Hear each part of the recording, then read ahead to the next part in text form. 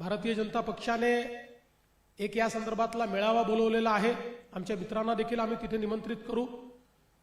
सगळे पक्ष एकत्रितपणे आणि आपापल्या परीने महिलांमध्ये जनजागृती करून महिला विरोधी चेहरा काँग्रेस, महाराष्ट्रामध्ये काँग्रेस, शरद पवार राष्ट्रवादी आणि उबाठाचा हा जो महिला विरोधी चेहरा आहे, हा चेहरा आम्ही उघडा करू आणि निश्चितपणे एक असा जनमताचा रेटा तयार होईल की मुकाट्याने या सर्वांना महिला आरक्षण विधेयकाला समर्थन द्यावं लागेल। त्या दृष्टीने आजपासनं आमचा निर्धार हा सुरू झालेला आहे आणि तो जोपर्यंत महिलांना आरक्षण मिळत नाही, जोपर्यंत लोकसभा आणि विधानसभेमध्ये महिलांना आरक्षण मिळत नाही, तोपर्यंत आता आम्ही स्वस्थ बसणार नाही।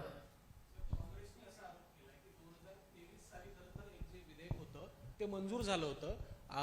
आताचा जो कायदा होता तो घटना दुरुस्तीचा होता। मग आता नेमका कुठला कायदा सरकारला करायचा आहे असा प्रश्न काँग्रेसकडनं करण्यात आलाय।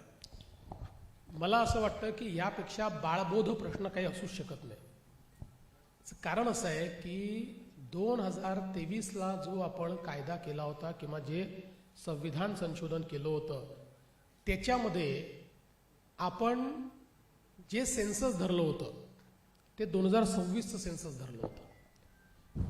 म्हणजे 2021चं सेन्सस जे पुढे होऊ शकलं नाही, ते सेन्सस जर 28 मध्ये पूर्ण झालं तर 29ला लागू होऊ शकणार नाही। म्हणून 2011चं सेन्सस उपलब्ध आहे, त्याप्रमाणे जर आपण केलं तर आपलं 2029 मध्ये लागू होऊ शकतं।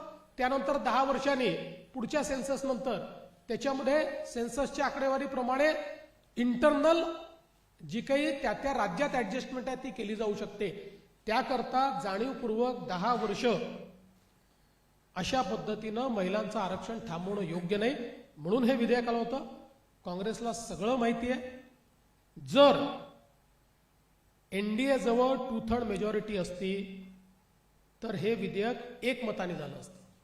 याला काँग्रेसने विरोध केला नसता, याला सपानी केला नसता, याला उबाठानी केला, कोणी याला विरोध केला नसता। त्यांना ही अपॉर्च्युनिटी दिसली, पण त्यांनी चुकीच्या ठिकाणी अपॉर्च्युनिटी शोधली। एखाद्या दुसऱ्या प्रश्नावर जर त्यांनी विधेयक पाडलं असतं तरी आपण मान्य केलं असतं, पण महिला अधिकार या ठिकाणी थांबवण्याचं जे त्यांनी काम केलंय ते निषेधार्ह आहे।